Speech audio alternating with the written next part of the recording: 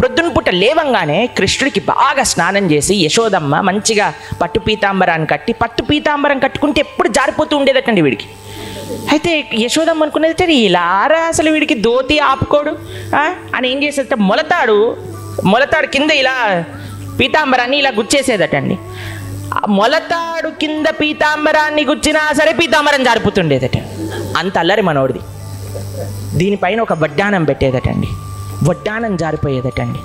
వడ్డానం పెట్టి దానిపైన ఇంకొక బట్ట కట్టేదటండి.